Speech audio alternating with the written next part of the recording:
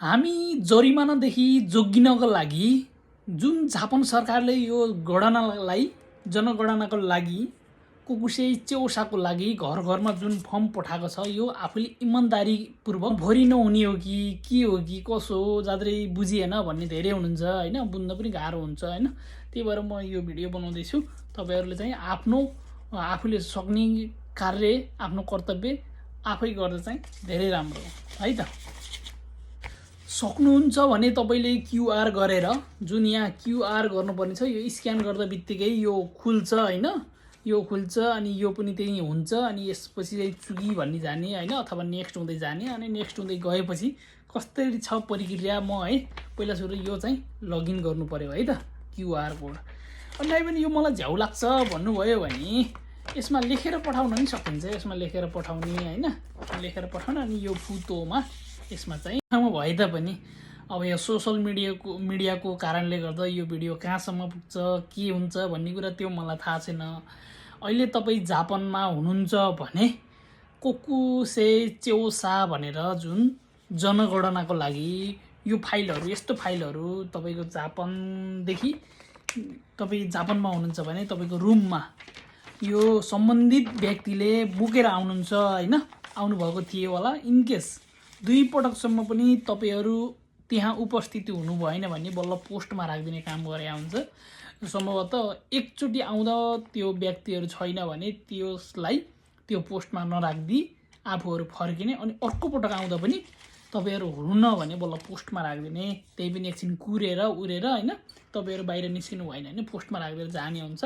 यो चाहिँ लेख्न अलिकति झ्याउ लाग्दो हैन झन्झट लाग्दो छ होला हैन तपाईहरुलाई लाग्छ। तपाईहरुले यसलाई लेखेर पनि गर्न सक्नुहुन्छ, तपाईले इन्टरनेटबाट पनि गर्न सक्नुहुन्छ। तपाईले इनकेस लेखेर पठाउनु भयो भने यहाँ यो छ फुटो छ हैन खाम छ जुन यो खाममा लेख्ने धेरै दिएको छ, धेरै छ यसमा धेरै छ है देख्दा ओ भन्ने हुन्छ। धेरै हामी विदेशी नागरिक त के भनौँ हामीले हेरि पढाए जस्तो यस्ता मेन्दुक्सै भयो भने फाल्दिने के गोमीमा। तर यो चाहिँ यस्तै नचाहिँ भोलि बिहान हामी जापानमै बस्ने भइसकेपछि भोलि बिहान तैँले यो काम गरिस् भनेर इनकेस खोज्यौ भने आफूले गरिएन भने त्यहाँ जरिमाना अथवा अन्य केही रोक्का पनि हुनसक्छ है। यो चाहिँ एकदम ख्याल गर्नु होला। सक्नुहुन्छ भने तपाईले क्यूआर गरेर जुन यहाँ क्यूआर गर्नुपर्ने छ यो स्क्यान गर्दा बित्तिकै यो खुल्छ हैन, यो खुल्छ अनि यो पनि त्यही हुन्छ अनि यसपछि चाहिँ चुकी भन्ने जाने हैन अथवा नेक्स्ट हुँदै जाने अनि नेक्स्ट हुँदै गएपछि कसरी छ प्रक्रिया म है पहिला सुरु यो चाहिँ लगइन गर्नु पर्यो है त क्यूआर कोड। अनि पनि यो मलाई झ्याउ लाग्छ भन्नुभयो भने यसमा लेखेर पठाउन पनि सकिन्छ। यसमा लेखेर पठाउने हैन, लेखेर पठाउन अनि यो फुटोमा यसमा चाहिँ राखिदिने। यो चाहिँ कित्ते चाहिँ यसमा के लेख्छ भन्दा 7 महिनाको 1200 को 26 सम्म चाहिँ कित्ते चाहिँ पर्दैन। तर त्यो भन्दा पछि पठाए पनि यसको मान्यता चाहिँ हुँदैन है त।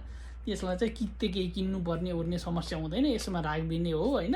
आफूले भरेको जुन लेटर हुन्छ यो अनि यसमा यसरी यहाँ यो उक्काउने हैन, यो उक्काएपछि यहाँ गम छ अनि यसरी च्याप्प चप्पाइदिने अनि पोस्टमा हालिदिने हो यो काम। अनि यो तपाईलाई झ्याउ लाग्यो मेन्दुक्सै भयो भने चाहिँ के गरिदिनु भने यो क्यूआरलाई स्क्यान गर्नु क्यामेरामा गएर अनि यो ओपन हुन्छ। ओपन भएपछि यो लेटर देख्न सकिन्छ हैन। अनि त्यसपछि चाहिँ यो खुल्छ है, यो उल्टो देखियो होला। अनि यो खुलेपछि म कसरी हो त्यो मैले तपाईलाई देखाउँछु है। यो चाहिँ